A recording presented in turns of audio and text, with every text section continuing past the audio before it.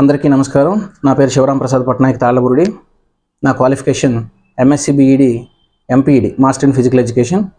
నా వయసు 42 సంవత్సరాలు. నేను పార్వతీపురం మన్యం జిల్లాకి చెంది సాలూరు నియోజకవర్గం ఉమ్మడి విజయనగరం జిల్లాకి చెందిన ఒక ప్రైవేటు విద్యా సంస్థలో పనిచేస్తున్న డిఎస్సి అభ్యర్థిని.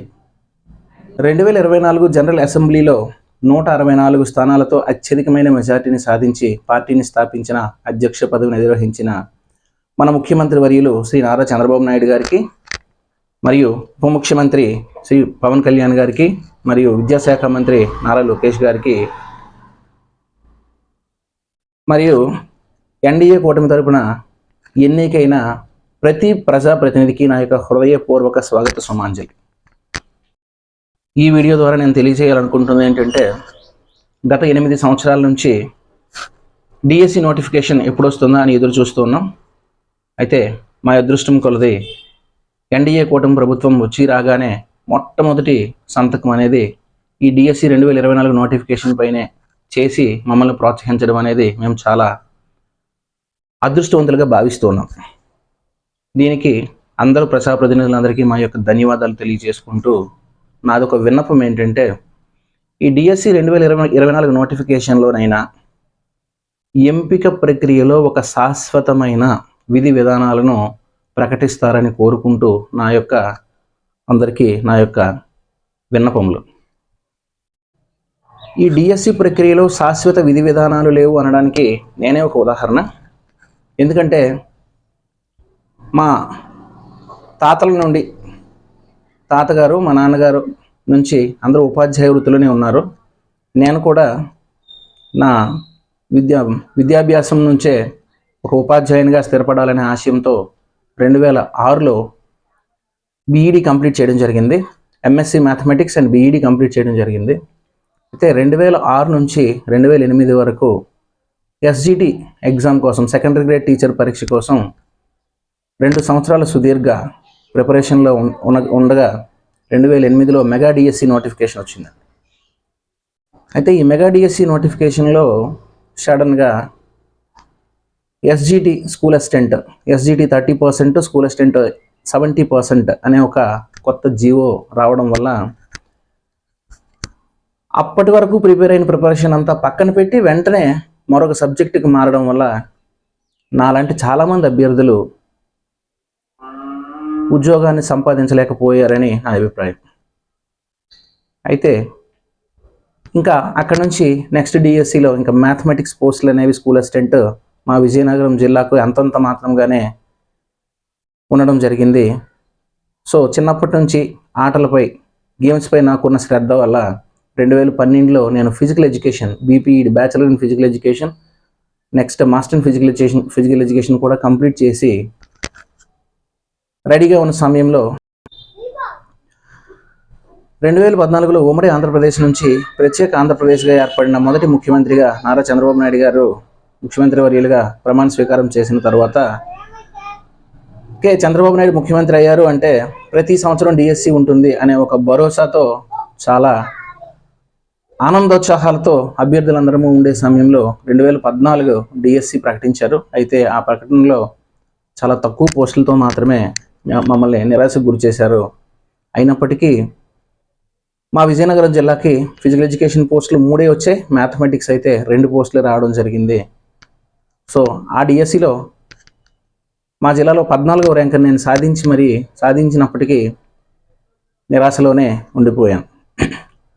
అయితే 2018లో మళ్ళీ మెగా డిఎస్సి కాకపోయినా ఒక ఆశాజనకమైన పోస్టులతోనే డిఎస్సి రావడం జరిగింది. కానీ ఫిజికల్ ఎడ్యుకేషన్కి వచ్చేటప్పటికి ఈ శాశ్వతమైన విధి విధానం లేకపోవడం వల్ల, అంటే సిలబస్లో కానీ ఎగ్జామ్ ప్యాటర్న్లో కానీ మార్పులు మాటికి చేయడం వల్ల ఎలా ఉండాలి, ఏం చదవాలి, ఎలా ప్రిపేర్ అవ్వాలి, అసలు ఏమేమి ఉంటాయి అనేది ఒక శాశ్వతంగా లేకపోవడం వల్ల మళ్ళీ 2018లో కూడా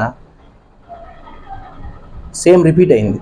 అయితే 2018లో జరిగిన తప్పిదం ఏంటంటే, ఫిజికల్ ఎఫిషియన్సీ టెస్టులు పీఈటీలకు ఉండాలని ఒక కొత్త ప్రతిపాదన తీసుకొచ్చారు.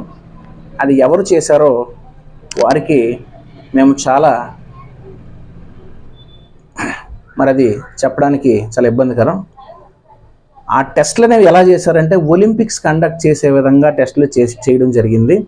ఫిజికల్ ఎడ్యుకేషన్ టీచర్ అనేవాళ్ళు పీటీ టీచర్ అంటే ఫిజికల్ ట్రైనర్ టీచర్ అయితే కాదని నా అభిప్రాయం. ఫిజికల్ ఎడ్యుకేషన్ టీచర్ అనగా ఫిజికల్ ఎడ్యుకేషన్ మీన్స్ విద్యార్థులని అన్ని రంగాల్లో ఆల్రౌండ్ డెవలప్మెంట్ చేసే ఒక ఉపాధ్యాయుడు. అంటే వాళ్ళకి ఓన్లీ గేమ్స్ స్పోర్ట్స్ అవగాహనే కాకుండా చాలా ముఖ్యమైనది గేమ్స్ స్పోర్ట్స్ అవగాహన. ఎందుకంటే ఆరోగ్యమే మహాభాగ్యం. ఆ ఫిజికల్ ఎడ్యుకేషన్ ట్రైనింగ్లో మేము నేర్చుకున్నది అదే. అయినప్పటికీ ఫిజికల్ ఎఫిషియన్సీ టెస్ట్లు అనేవి అలా కండక్ట్ చేయకూడదు. చేసినప్పటికి కూడా దాంట్లో చాలా తప్పిదాలు దొరలడం వల్ల అసలు ప్రాపర్గా ఆ రిక్రూట్మెంట్ జరగలేదు. చాలా వాయిదా పడిన తర్వాత నెక్స్ట్ గవర్నమెంట్లో ఆ పోస్టులు ఇవ్వడం జరిగింది. చాలా ఇబ్బందులు పడ్డాము.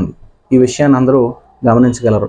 ఫిజికల్ ఎడ్యుకేషన్ టీచర్ రిక్రూట్మెంట్లో గత ప్రభుత్వం కూడా ఒక నోటిఫికేషన్ ఇవ్వడం జరిగింది. దాంట్లో ఒక సిలబస్ ఇచ్చింది. అయితే ఆ సిలబస్ని నేనే కాదు ప్రతి ఒక్క అభ్యర్థి నోటిఫికేషన్ రాకముందు 1 సంవత్సరం నుంచి కూడా ప్రిపేర్ అవుతూ ఒక విధానంలో ముందుకు వెళ్ళడం జరుగుతూ ఉన్న సమయంలో ఇప్పుడు మరలా నోటిఫికేషన్ క్యాన్సిల్ చేసి కొత్త నోటిఫికేషన్ ఇస్తున్నారు. చాలా ఆనందదాయకమైన విషయం.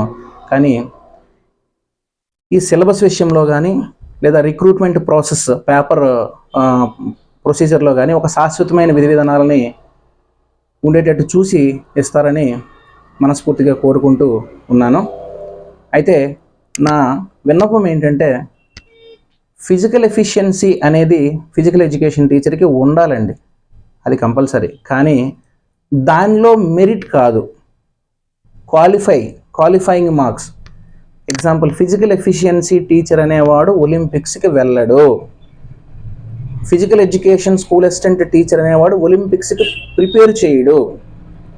పిల్లల యొక్క ఆరోగ్య విధానాన్ని, పిల్లలు ఏ విధంగా ఆరోగ్యంగా ఉండాలి, ఏ విధంగా సమాజంలో ఉండాలి, ఏ విధంగా తన యొక్క ఆల్రౌండ్ డెవలప్మెంట్ ఏ విధంగా ఉండాలని చూసుకునే ఒక వారధి మాత్రమే. ఈ విషయాన్ని గుర్తుంచుకొని ఫిజికల్ ఎఫిషియన్సీ టెస్ట్ల విషయంలో ఈ ప్రభుత్వము ఒక మంచి నిర్ణయాన్ని, ఫిజికల్ ఎడ్యుకేషన్ టీచర్ రిక్రూట్మెంట్ టెస్ట్లో ఒక శాశ్వతమైన విధి విధానాలను రూపొందించి అందరు అభ్యర్థులకి